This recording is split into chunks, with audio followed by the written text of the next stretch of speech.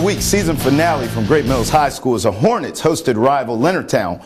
Both teams sporting uniforms supporting our military. Second quarter, Raiders up 12-6. QB Zach, the sure shot, spar shot, finds a wide open Kai Scusa in the end zone. 19-6, Raiders in control.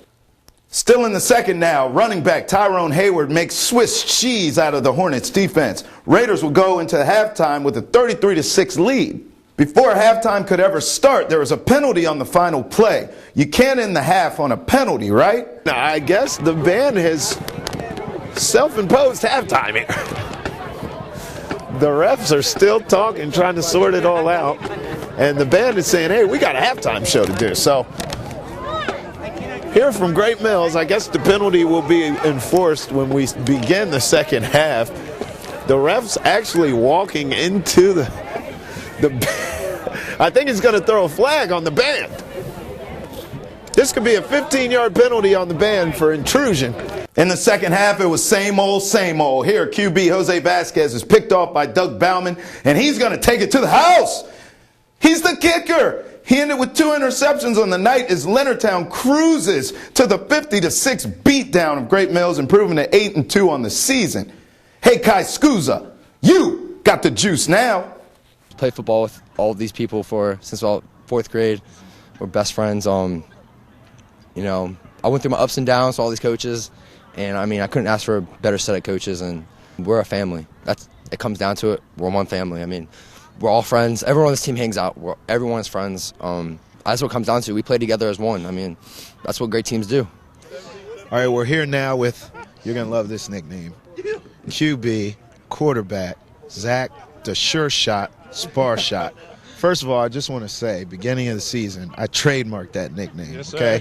So if I see you with some T-shirts on later on, I want at least a little, well, we'll talk about that off camera. Anyways, 50-6, yes, beat down in Great Mills. Just wrap up the season for me. You know I got to ask you about just being a senior, but just wrap up the season that was 8-2. You guys have a shot at the playoffs. Just wrap up the season. I mean, the season has been absolutely amazing. We couldn't have a better coaching staff, couldn't have a better group of guys. I mean, and everything fell in the right place. I mean, we had two hiccups during the season on Huntingtown and North Point, but from what I said in the beginning of the year, we needed to come together, work hard as a team, and accomplish our goals, and that's exactly what we did, and I'm proud of these guys. We have worked day in and day out to achieve these goals we set, and they've been achieving it. Well, even those 2 hiccups were winnable games. I mean, conceivably, you could be 10-0, really. Yes, what about, you're a senior, man. I mean, this is the last game for you, potentially, wearing this uniform. Just talk about your 4 years at Leonard. It has been an amazing ride. Throughout all the transitions, I mean, football has taught me many of life's lessons. I mean, from me starting my 8th grade year into my senior year, I've learned so many lessons. I've met so many great people, and it's been a wonderful experience. And it's sad. The regular season, the last game, our senior night, it was hard walking on that field again, but I'm just glad our team's been able to come together and us have such a great season. Here now with Great Mills head coach Tyrone Bell. Coach Bell, obviously senior night at home against a rival, didn't go the way you wanted it to. What do you think, break down sort of what went wrong? I mean, you guys led most of the first quarter. What went wrong really after that? It's just big plays. I mean, that's what it comes down to, whether we're not keeping contained or we're getting, one missed tackle and this leads to a big play. It wasn't enough for them, like they just pound the ball on us. So, I mean, those things are just correctable. We got to get a kid, we got to get him wider, okay? Widen them out, loosen them up, get him to come up field so we can force it back into where his help is. Or we get a kid who's just plain out tired. He stands up, now they go down the middle, or he doesn't wrap up on the tackle. I mean, that's what it really came down to. I mean, they have a really good team, and they really took advantage of those opportunities. Back here now in the Channel 10 studios with Raider head coach James KLENK. Coach, appreciate you coming in the studio and talking a little Raider football with me. Well, not a disappointing season, certainly in the grand scheme of things. You finish 8-2. You fall just short of the playoffs. Certainly to nothing you guys did. Just you needed a little bit of help to get in, and that wasn't able to happen. But just reflect on the season as a whole. 8-2. What a finish. It was a great season. Just from the very get-go, getting the program with a month before the season, and then just a complete whirlwind up until now.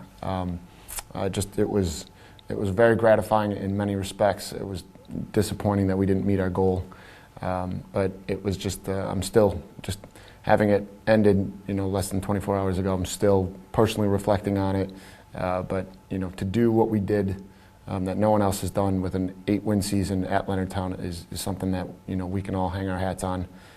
We did. The playoffs was just a bad year. It goes 10-0, 9-1, 10-0, 8-2, 8-2, 8-2 gets in the playoffs, and wow. We're the only 8-2 team out of the playoffs. So it's tough to stomach, but hopefully we made some kids into young men, and we changed some lives in the process. And I think we have a great staff.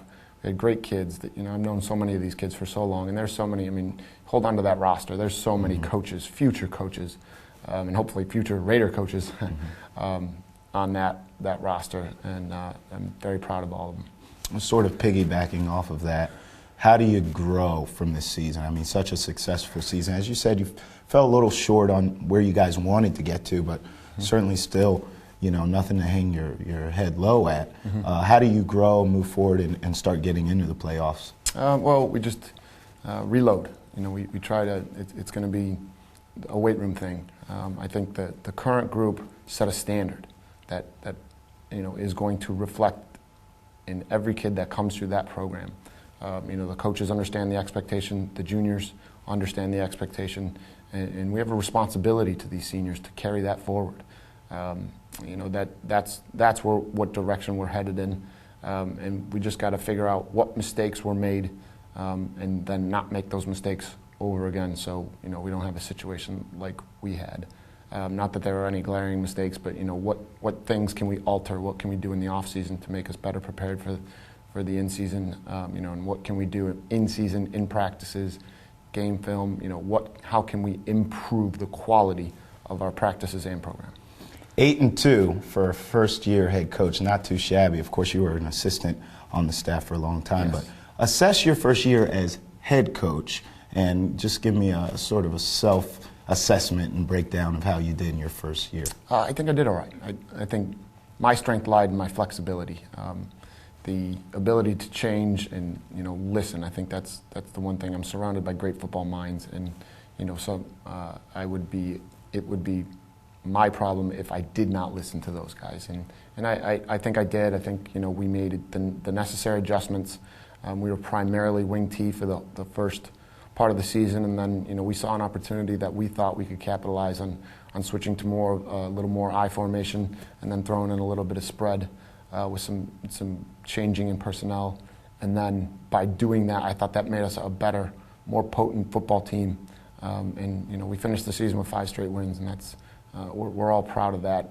Our execution sputtered at times, but overall, I think we focused on the right things as a staff. How do you manage expectations now? I mean, with a season like this, now everyone's saying, okay, we're going to start making the playoffs. It's going to be a consistent thing. How do you manage those expectations now moving forward? It's our standard. We're going to have to live up. Every kid, every coach, everybody in the program is going to have to live up to that. And that's something I'm very thankful for these seniors. They set the standard. They set how we need. They mapped a way how to get there. We just need to follow it. And I think the juniors, the sophomores, they understand that. They know. They saw what it took, and they're going to carry the torch, so to speak. And I think our quality lies in the way our program functions, and understanding that it's done in the weight room. It's really done in the weight room. Coach, an issue in the NFL now, which just seems so weird to me to even say that it's done on this level of football, but in the NFL is bullying in the locker room, as we see with the Miami Dolphins. I would think bullying maybe would come more so and be a little more, common on the high school level of football. How do you sort of monitor that and patrol that sort of thing in your locker room to make sure nothing like that happens? At Leonardtown, in the program that I run, we try to build a family atmosphere. And we try to say, we're all one. We're all working towards a common goal. You know, we're all going to have personality differences, and that's going to happen on the coaching staff too. But we try to say, listen, it's okay to have these personality differences and conflicts, but just respect each other, and you know, understand that you know we're working for the name that's on the front of our jersey and not the number, and you know, trying to understand that. Look, if you don't like somebody, just don't talk to them. Okay, give them that respect, and I think we did. You know, reflecting from the beginning of the season to the end of the season, it's just a different group of kids. You know, I think we grew as a team, we grew as a family, and you know, the final breakout was on the kids, and they broke out as family, and you know, that made me real proud.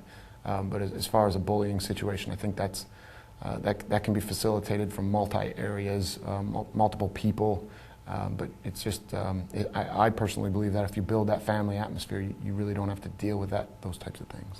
Coach, thank you for all your help and all of your access you allowed me all season long. I look forward to covering you in the future, and good luck next season. Thank you, and hopefully we can do this as a playoff interview next year. Absolutely. All right. Thank you for watching Southern Maryland Sports Journal with me, Travis Thomas, exclusively on MetroCast, Channel 10.